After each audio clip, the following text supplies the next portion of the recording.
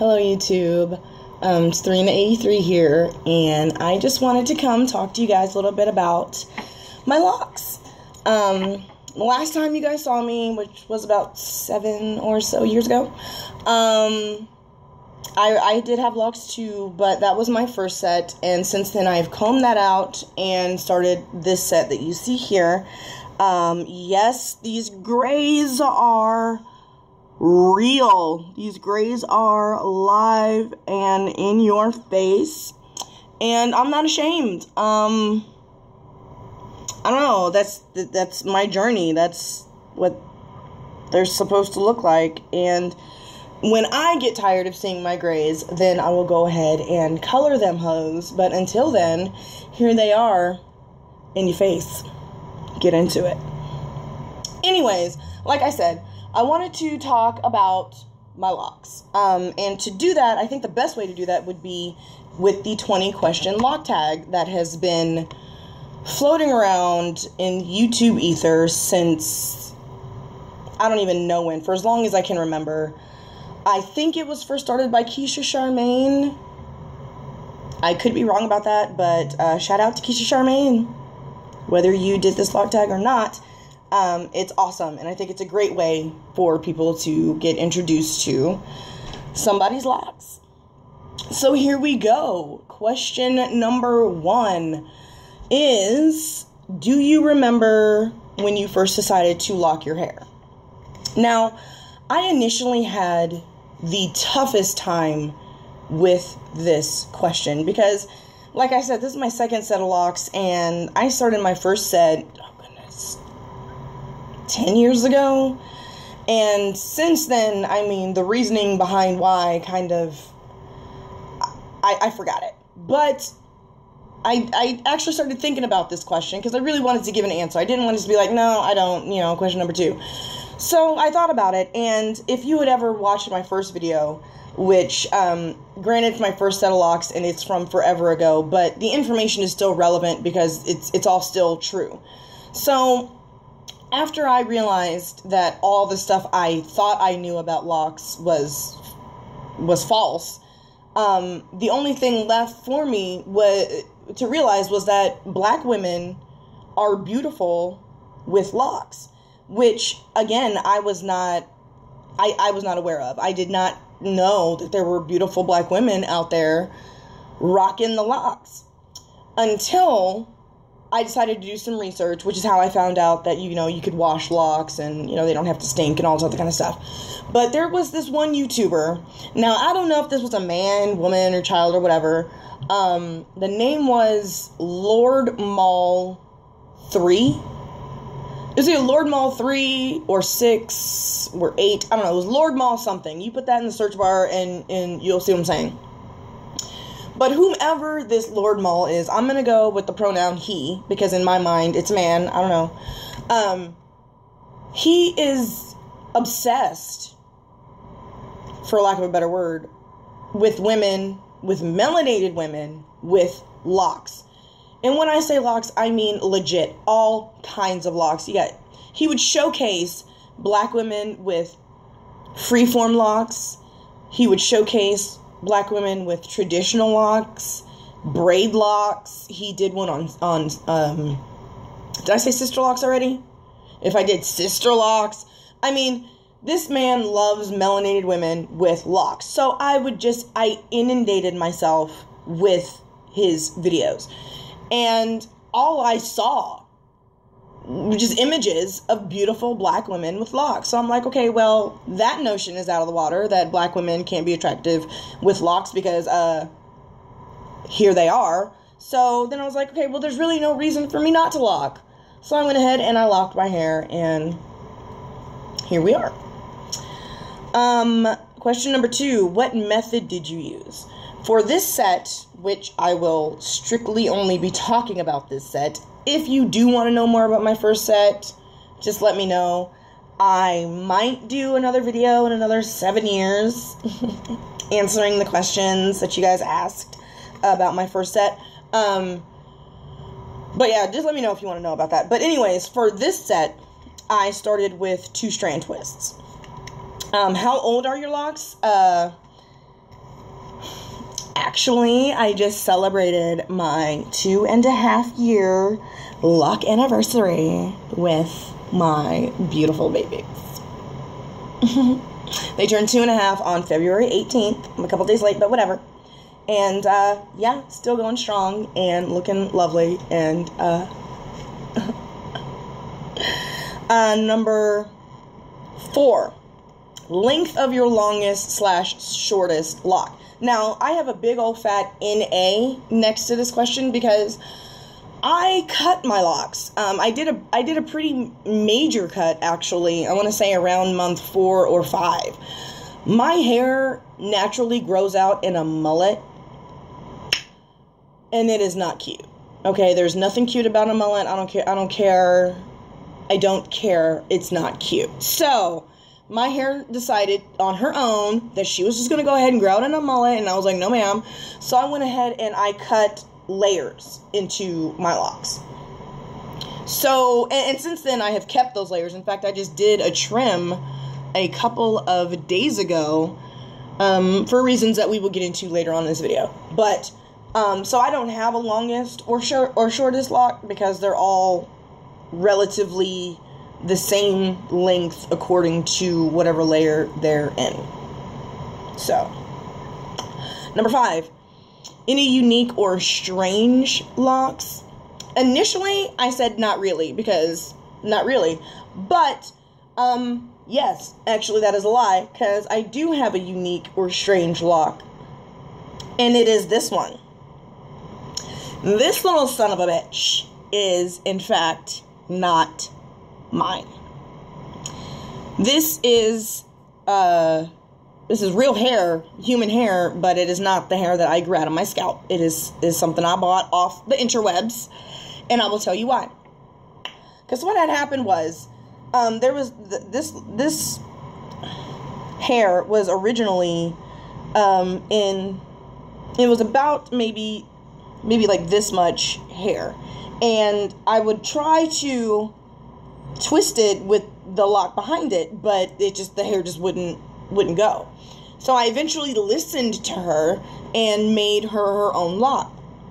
Now, she was about maybe this long, and I would have left her alone. I really would have. I would have just, but the thing about it is she's right in the front.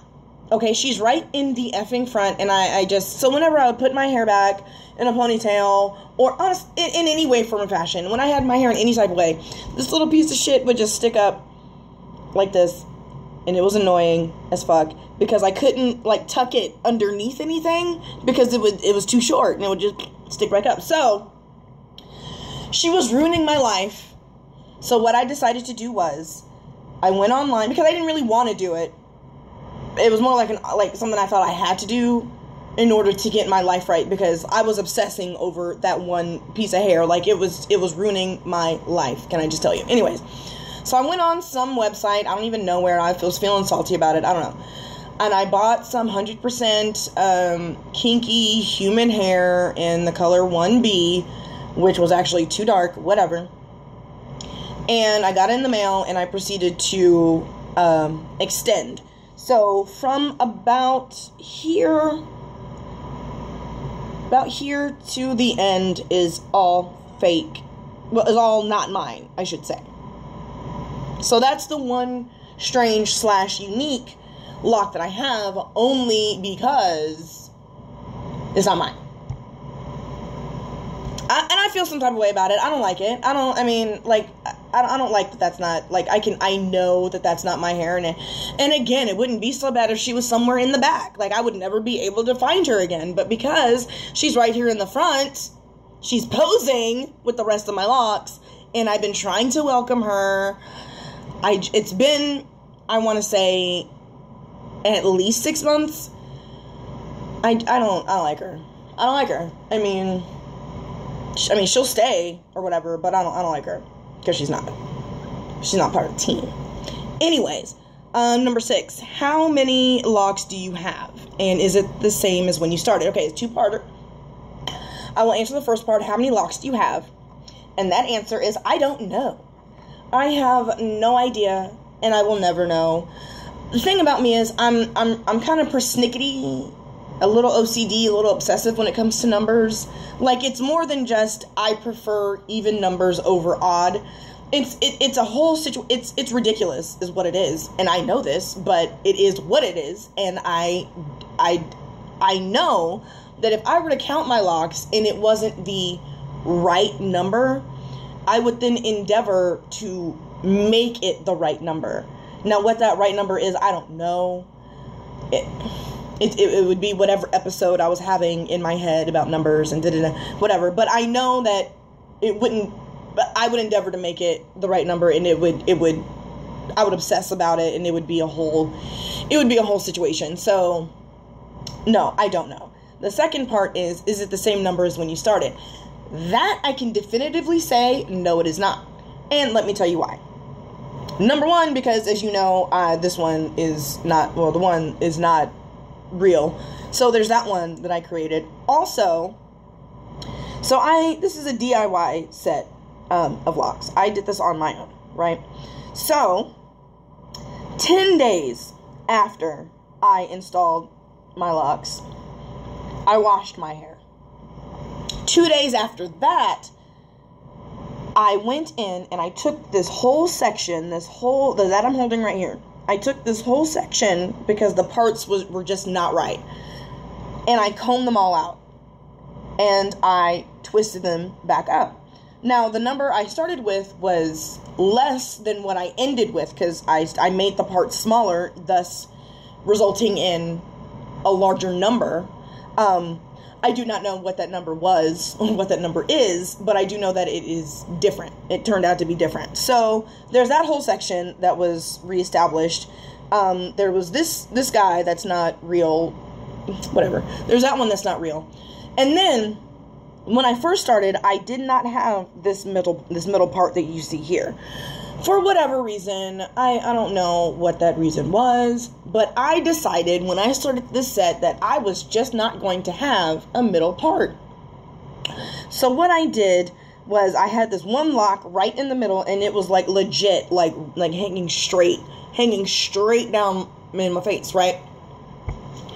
And I couldn't fucking stand it. I hated it. It was because I couldn't decide if it went to left or the right, whatever. I did not. Once again, it was ruining my life.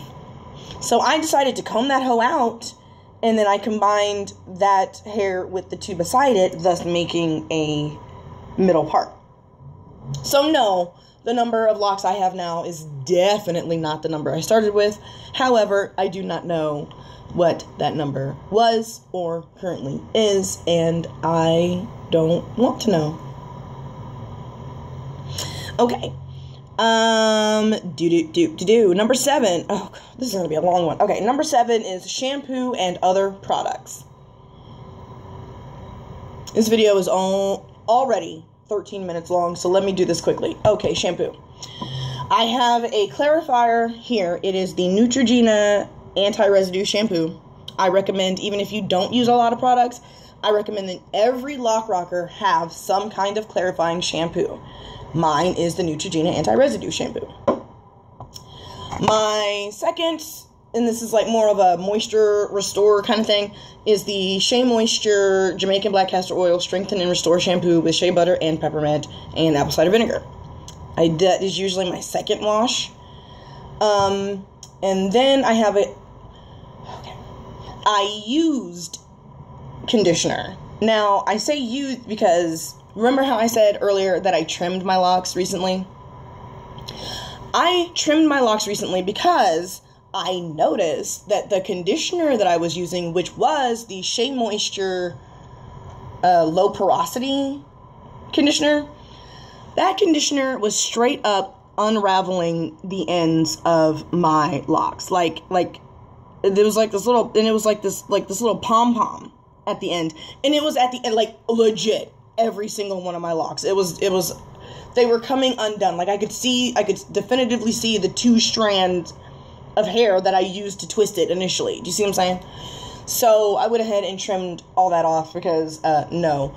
And so I need to reevaluate my relationship with conditioners. So I don't I don't really know if I'm still fucking with conditioners like that or not, but I don't know. So anyways, when I do shampoo and stuff, I use the scalp massaging, the vibrating scalp massaging brush from Vanity Planet. Get into this, whether you have locks or not. Like, seriously, it's a massage for your scalp every single time you wash. It vibrates. Can you hear that? Can you hear it? This thing is amazing. Now, this is my second one. The first one was, I had a black one, and they say these things are waterproof. I do not believe that, because I left the first one I had in the shower, because that's where I used it. I used it when I washed my hair, and I washed my hair in the shower, so I left it in the shower. Now, the water had somehow gotten into the battery mechanism case situation in there, and had started to erode and mold the battery. So I threw that whole away and just ordered a new one. But as far as it being waterproof, I think it's supposed to. It could have been operator error. Maybe I just didn't close the thing all the way. But with this one, I leave in a drawer until I'm ready to wash my hair. And then I take it out, and when I use it, I'm careful to not get it directly under the water. And I'm careful to not get the suds and of the shampoo and stuff on the device as well. And so when I'm done, I take a towel and I wipe it off and I put it back in the drawer. Anyways, that's what I used to wash. Now, to hydrate, I have a mix here. You know how we love our mixes. This is a mix of about... Okay. So in this, I have some rose water. And what I do with that is I put about maybe this much rose water in there. And then I put about maybe this much distilled water in there. And I do that to prolong the life of my rose water. Because that shit is not cheap. All right? And so after that much or so of distilled water, I put in about this much of aloe vera juice. Not gel, honey. Juice. And then I put in about maybe this much of vegetable glycerin. Again, depending on the season. And then I will put in some, again, these are not exact measurements. I say some because it's legit some, of the olive oil sheen, which has a mixture of other oils in it. It has safflower, coconut, soybean, jojoba, avocado, canola, and olive oil extract, as well as vitamins A, D, and E. So this oil is in here, and I also use a mixture of, in this little guy, I have Jamaican black castor oil in lavender, because I feel, is it just me, or does like the original Jamaican black castor oil just smell bad? Like, it's not a good... I don't like it. I don't like it. So, I have in here the Jamaican black castor oil in lavender, because lavender just smells good, with vitamin E. I have some vitamin E oil in here. I have some emu oil in here.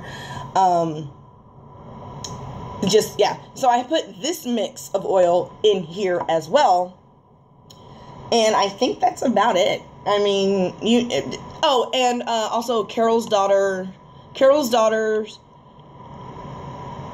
vanilla leave-in, that. Now, on its own, I don't really like it, which is why I put it in this mix so I can use the rest of it. But it does smell good, so, there's that in there too. And I mix it, and then I will spray this along the length of my locks after I wash it. And then I will use my actual oil mix of Jamaican black castor oil in lavender with emu oil. There's some 100% vitamin E oil in this, some tea tree oil, I think maybe some peppermint essential oil. I don't know.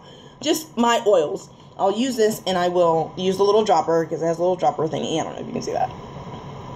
And I'll put that on my scalp, and then I will use my massaging brush once again, and I will massage my scalp, because why not? And I also use this to retwist. This is the only thing I use to retwist. I don't know why there's hair in my mouth all of a sudden, but This is the only thing I use to retwist. I do not use gels. I do not use butters. I do not use waxes. I do not use edge control. Y'all are doing too much.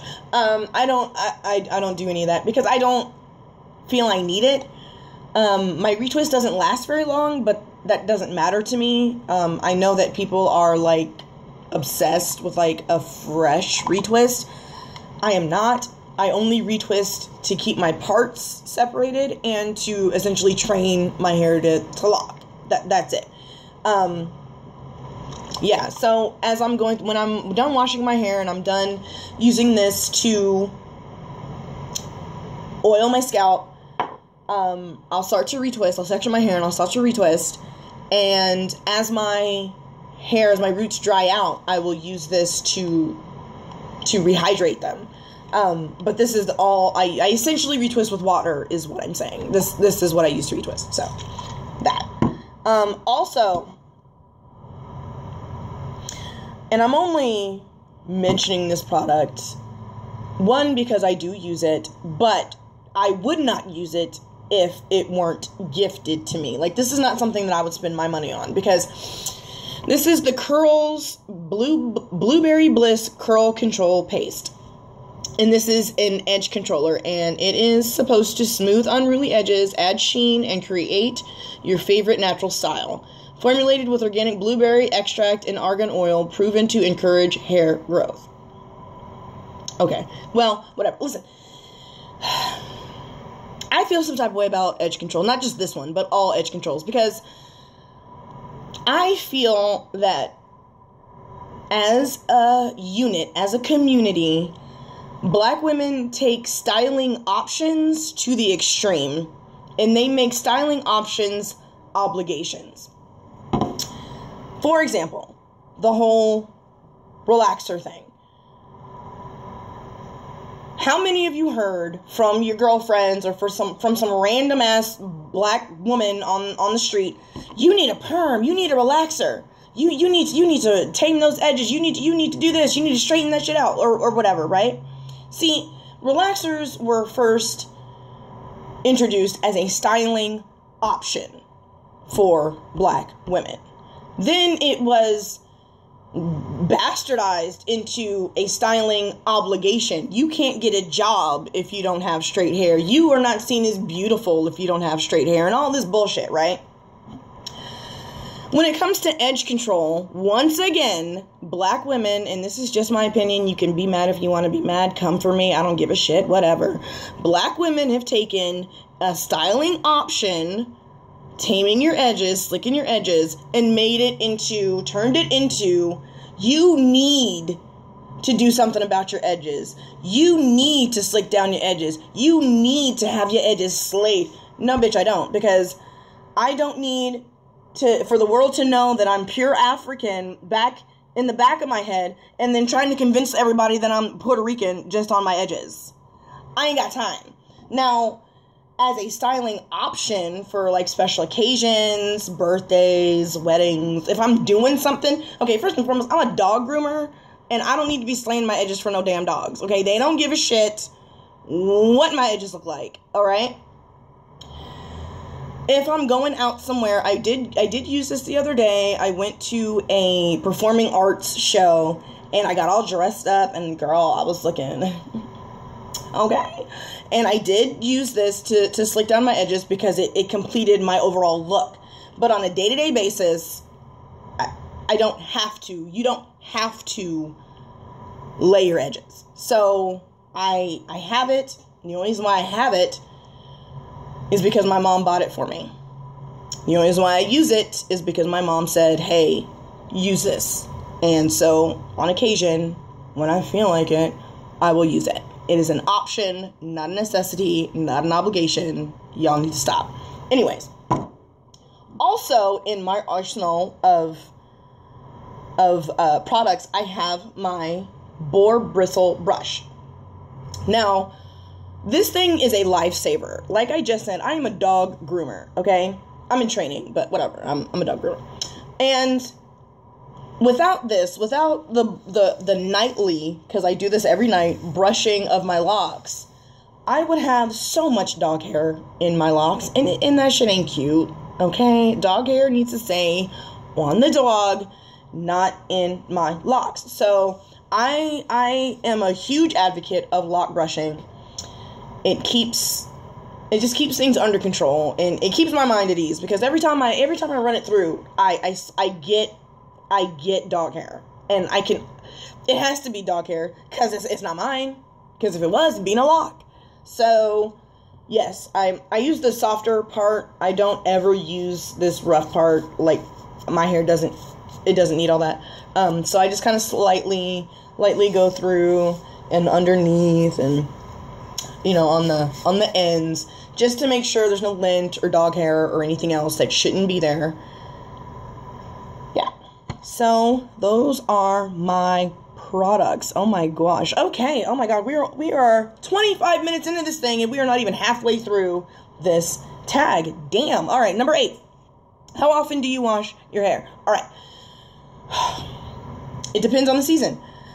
In summertime, I tend to wash my hair every 1 to 1.5 weeks.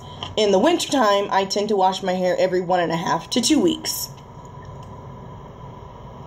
It just depends. Number 9, any regular maintenance. Yes, I retwist my hair every other wash. So that means I retwist my hair once a month. Check my math. At least once a month. I retwist my hair at least. It's every other wash. I'll leave it at that. Number 10, your favorite beads or decorations. Now, I don't have any favorite beads, but I do have these little lock cuffs. And what it is, if you can see, is this was 2 locks that I combined by 2-strand twisting, as you can see. And they're clearly 2 separate locks. Here they have not fully combined yet. So what I did was I went and after I 2-strand twisted, I put black rubber bands on all the ones that I combined. There's another one. But I wanted to be different or something. I don't know. So I bought some lock cuffs from the interwebs. I think it was Amazon. I think I got them from Amazon. I don't know. Anyways, and so I went and I put the lock cuffs on all of the ones that I have combined, because the rubber bands popped. They kept popping, and I needed something a little bit more. I have some in the back somewhere too. There's one. I didn't want 2-headed dragons. Yeah, see, as you can see, yet another one that I have a lock cuff on because I combine. So I wouldn't say they're my favorite. They just happen to be the only beads that I have right now. I want to get some glass beads, but I'll look into that. If your locks had a personal motto, what would it be? My hair's personal motto, not just my locks, but my hair. My hair's personal motto would be, leave me alone. Now, in the beginning of our relationship, my hair and we didn't like each other. I did not like my hair, and she sure as hell did not like me, because she was always breaking off. She was always falling out. So, we had some issues in the beginning. But over time, I learned to listen to her, and I do pretty much what she tells me to do. Like, if she's telling me she's thirsty, I will go ahead and I will bust out my leave-in conditioner, and I will seal with my olive oil sheen, and then boom, she's happy. If she is telling me she is dirty, then I will jump my ass in the shower, and I will wash her, and I will give her the scalp massage, and I will give her the things that she is asking me for. Now, my hair does not like to be messed with. She does not like to be manipulated too much. She does not like the hullabaloo. She does not like the tomfoolery, the fuckery, if you will. She doesn't like to be messed with. She will fall smooth out. So, she was essentially telling me, bitch, leave me alone. And so, I give her what she needs when she's asking for it. She likes products that are as close to natural as I can possibly get. Like I pointed out earlier, these grays. When I start to get annoyed with these, I will go ahead and do the henna and indigo 2-step process and dye them hoes. But again, just natural products. is what she likes. As you can see, I'm flipping her all around right now. I love her. I'm sorry, I do. She's amazing. And so I'm not leaving her alone like she is telling me to do. But, sorry, you're down right now. So, I mean, until I put you up, guess what? I'm gonna fuck with you. So, yeah. Her personal motto would be, leave me alone. She just does better when she's left to her own devices.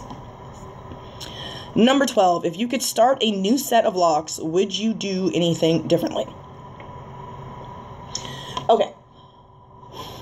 As you know, this is my second set of locks, and I'm about 98% sure this is my forever set. So I've already, because it says if you could start a new set. You can start a new set whenever you want. I was 3 years into my first set when I was like, you know what, this ain't working. I still don't like you. Let's start again. You can start over at any time. I would recommend restarting earlier in your journey if that's something you're going to do. But, whatever. So I learned from my first set, and I did this set. Again, almost 100% sure it's my forever set. However, there's still like that 2%. There's 1% that wants to do freeform locks. And then there's 1% that wants to do, literally on the completely opposite side of the spectrum, sister locks. Right? So you're going from the most, the easiest way, to maintain or do locks to the most intricate and, time-consuming way. I love both of them. I do. I love how flowy and just luscious sister locks look. And I love just like how of the earth freeform locks look. I don't know. So 1% for freeform, 1% for sister locks, equaling 2% of I don't know what the fuck I want to do. 98% sure this is what I'm rocking with until I am laid to rest. I don't know. Maybe not. But if I could do something differently, I would either freeform or do sister locks. Alrighty, number 13. Any tattoos or piercings? That question answers itself, doesn't it? As you can see, I have at least one tattoo and at least probably seen 2 piercings. I have a total of 10 tattoos, and 7 piercings. Down from 10 to 7. I have been, as I get older, some of these piercings just ain't age appropriate, if you know what I mean. It's not age appropriate. So I'm down to 7 piercings. Just to show you, well, one, you can already see I have my septum pierced. I have my tongue pierced, which I don't even remember I have my tongue pierced until somebody asks, hey, is your tongue pierced? I'm like, yeah, it is. And I have gauges. I have, I'm